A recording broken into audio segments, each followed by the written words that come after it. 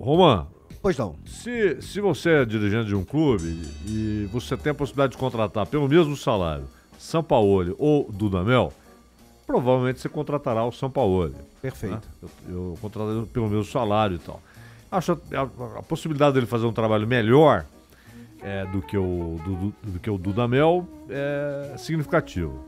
Agora, a questão é o custo dessa história toda.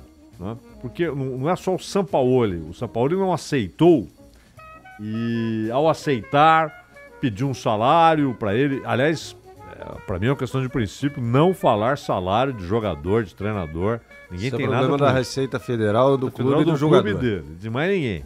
Agora, o Atlético não é só o Sampaoli. É um pacote que inclui contratações que, obviamente, ele exigiu.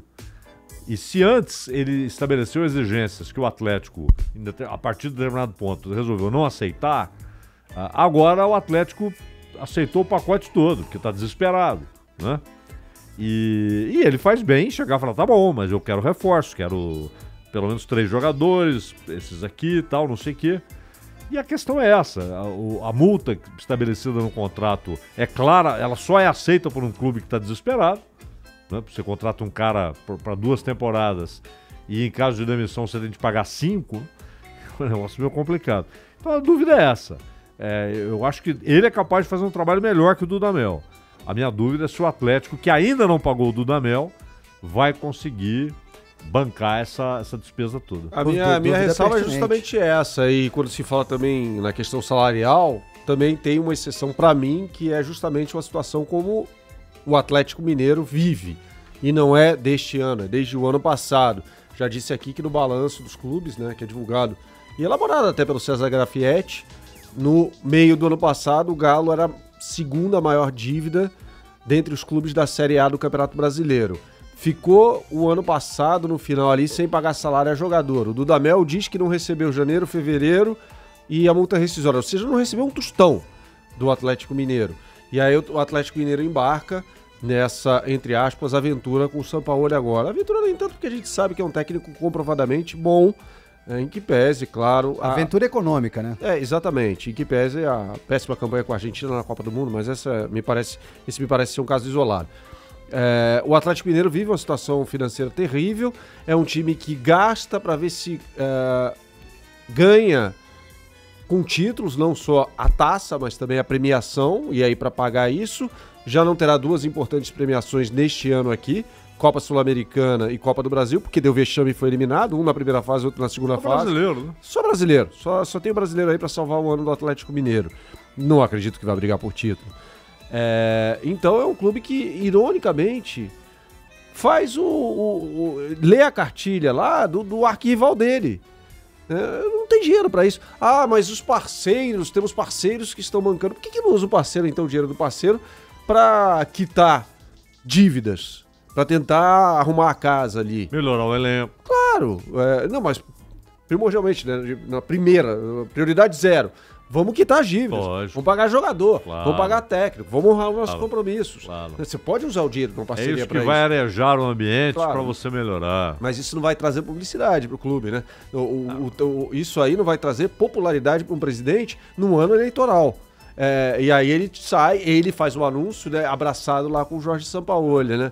E aí o time vai indo pro buraco e assim é repetida a história que já aconteceu por tantas vezes com outros clubes aqui do futebol brasileiro.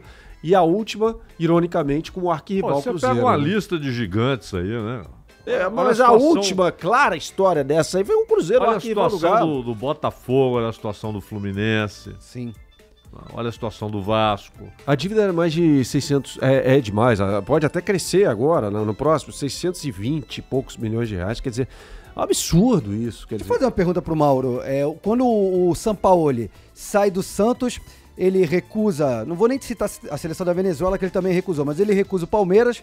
Por que faria sentido para ele agora aceitar o Atlético Mineiro e recusar o Palmeiras, que teoricamente seria um time melhor? Bem, primeiro, assim, a gente, da recusa dele ao Palmeiras, a gente só sabe uma versão, que é a versão do Palmeiras que vazou, né, de que ele começou a fazer a cada momento uma nova exigência. Ele não, na entrevista, então, ele não fala. A gente consegue algumas informações por intermédio de pessoas próximas a ele. Eu conversei com algumas delas nos últimos dias. Uma delas me disse algo que me chamou a atenção. Eu perguntei, mas por que ele não acertou com o Palmeiras? Dinheiro foi o problema? Ele disse o seguinte, o São Paulo entendeu que o Palmeiras só quer ganhar. Ou seja, quer vencer de qualquer maneira, não está preocupado com um projeto esportivo, com o desenvolvimento de um trabalho. Se está certo ou está errado, se entendeu bem ou entendeu mal, é outra história.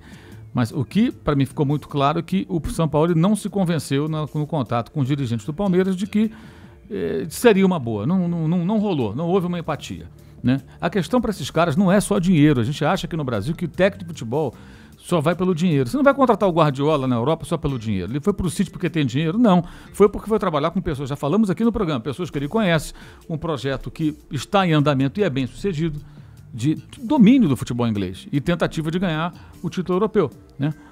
Está vivo, está com uma boa chance agora de se classificar, inclusive, em meio a todo o problema extracampo. Então, esses técnicos, como o próprio Cudê, no ano passado, em outubro, a imprensa gaúcha afirmava, está contratado. Eu me lembro que na época eu dizia, não está contratado ainda.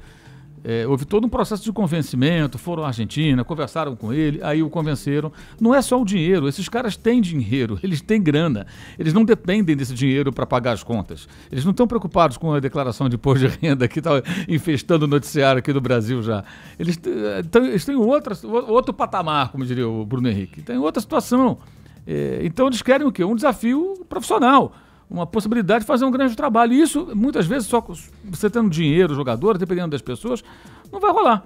E o São Paulo não se interessou. Eu acho que é isso. As pessoas não conseguem, às vezes, aceitar que o clube tem dinheiro, ele não aceitou. Não aceitou porque não é só dinheiro.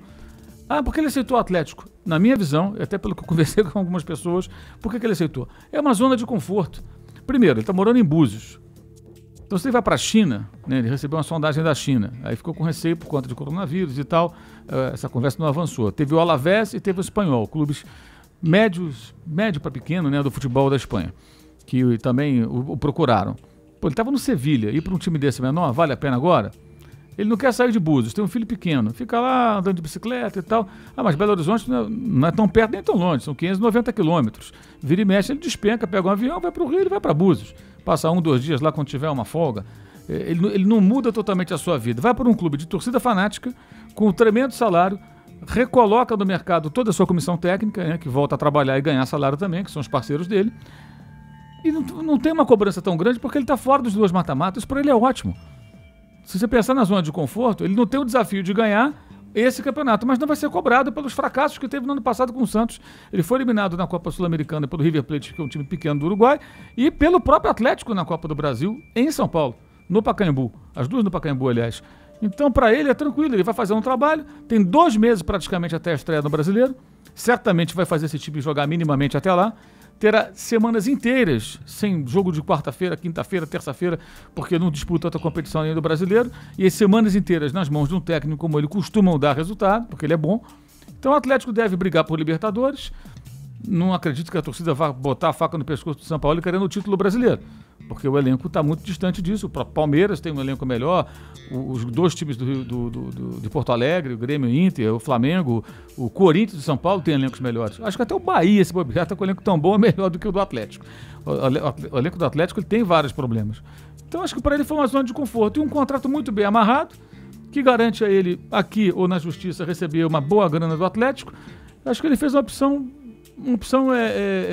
por um momento em que ele não precisa mexer tanto com a vida dele. Mas é certo ou errado, a coerência está dentro da cabeça de cada um, aquilo que você espera da sua vida naquele momento. A Europa para ele hoje não tem. Times do escalão do Sevilha para cima não tem. Sevilha é a Liga dos Campeões. Ele não tem. Então, até porque ele saiu de lá para a seleção da Argentina e ele não foi bem na Copa do Mundo. Então, mas tem prestígio no Brasil. O Campeonato Brasileiro, o futebol sul-americano, ele não projeta profissionais para a Europa. Você precisa, de alguma forma, chamar a atenção, o seu agente vai ter que fazer um grande trabalho lá fora. Se fosse assim, o Galhardo já estava treinando um time lá fora, não está. Não é tão simples. O Jesus, tanto se falou, cadê a proposta? Não tem proposta nenhuma. Está aqui no Flamengo e no Brasil. Qual o time gigante da Europa que veio atrás dele? Ninguém veio. Então, o trabalho dele é sensacional. Sim, de fato é. Ele fez campanha, né? Porque ele falou que ele sairia para dirigir 5 clubes da Europa. A gente sabe quais são. Real Madrid e Barcelona, né? Fez campanha. Agentes que trabalham a carreira dele puseram o nome dele na Inglaterra no Everton, junto com outros profissionais, mas não decolou. Acabou indo o Carlo Ancelotti quando saiu do Napoli. Ou seja, se trabalhou por isso. Se tentou isso, não é porque fica ali esperando cair do céu. Tem gente que está se movimentando por isso. E o Sampaoli, ele deve ter certamente percebido nesse período o seguinte: a Europa, para mim, não vai pintar.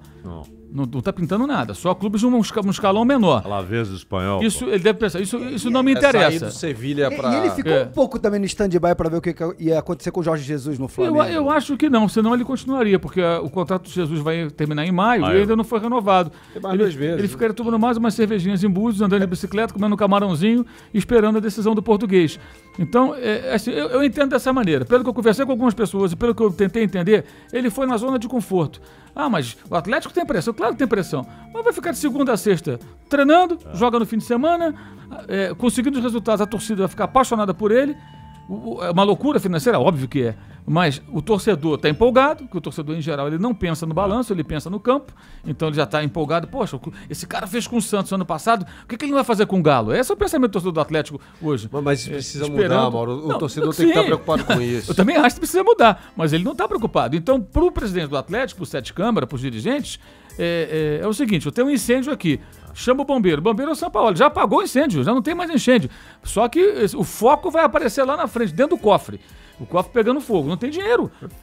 Esse é o problema. Agora, ninguém está pensando no agora, do futuro. Está pensando no agora. É o modus operandi de sempre. O Atlético ameaça cruzeirar? É óbvio que sim. E se amanhã não conseguir pagar o Sampaoli, ele vai picar a mula e ele se encaixa em outro clube. Especialmente se ele fizer um bom trabalho. Vai colocar o Atlético na justiça porque não recebeu aquilo que foi combinado. Não, e é uma dívida considerável. Contrata uma possibilidade de dívida, né? Sim. Gigantesca.